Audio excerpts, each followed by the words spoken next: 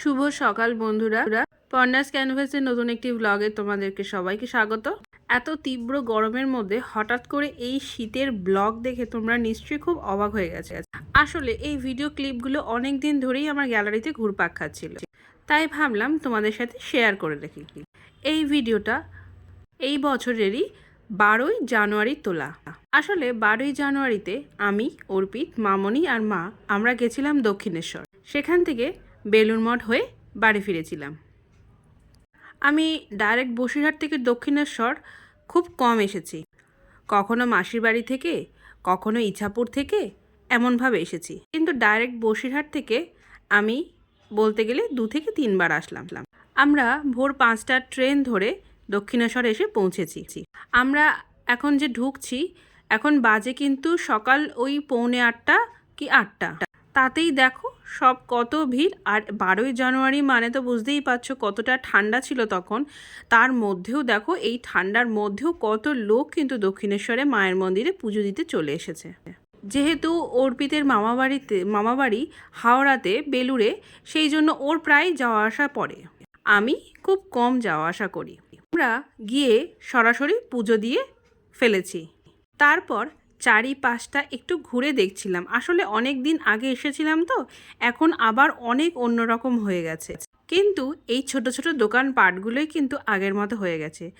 আর আগে যখন এসেছিলাম এই ফুড প্লাজাটা কিন্তু তখন ছিল না, তখন সেটা ছোট ছোট দোকান ছিল। এইরকম বড় পাকা বিল্ডিং কিন্তু ছিল না। ফুড প্লাজার ভিতরে ঢুকে এই কচুরির থালিটা নিয়েছিলাম। এগুলো খেতে কিন্তু দুর্দান্ত ছিল। আর বলে রাখি, এখানে কিন্তু সব কিছুই নিরামিষ।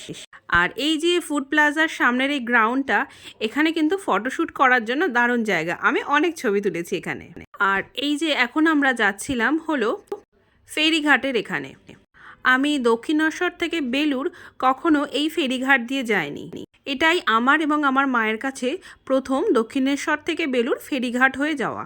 তো সেক্ষেত্রে আমাদের দুজনেরই একটা আলাদা এক্সপিরিয়েন্স ছিল।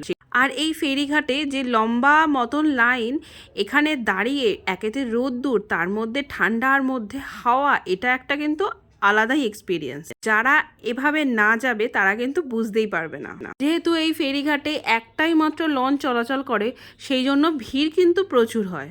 আর যেহেতু 12ই জানুয়ারি বলে কথা, বেলুড় মঠে দেখতেই পাচ্ছ কত পরিমাণ ভিড়। আর এখানে কিন্তু সেই দিন অনুষ্ঠানও হচ্ছিল। বেলুড় মঠের মেন মন্দিরটা কিন্তু ঠিক 12টার সময় বন্ধ হয়ে যায়। গ্রাউন্ডটা বন্ধ দেরি করে হয়। গ্রাউন্ডে তোমরা 12টার পরে গেলেও ঘোরাফেরা করতে পারবে, কিন্তু মেন মন্দির সেটা কিন্তু 12টায় বন্ধ হয়ে যায়। তো আমাদের এমনই টাইমিং ছিল যে আমরা 12টা বেজেছে আর সাথে সাথে দেখা কমপ্লিট হয়েছে আমাদের। যেহেতু ভিতরের কিছু ছবি নিতে পারিনি, তাই বাইরেই আমরা কিছু কিছু ছবি তুলেছি আর সেগুলোই তোমাদের সাথে শেয়ার করলাম। আমার বেলুড় মঠ আর দক্ষিণেশ্বর ঘোরার ভ্লগ তোমাদের কেমন লাগলো একটু শেয়ার করো। আর আমার সাথে গল্প করে তোমাদের কেমন লাগলো একটু শেয়ার করো। আমার ভিডিও যদি ভালো লাগে তোমরা please like, comment and share করো। আর আমার প্রোফাইলটাকে ফলো করো।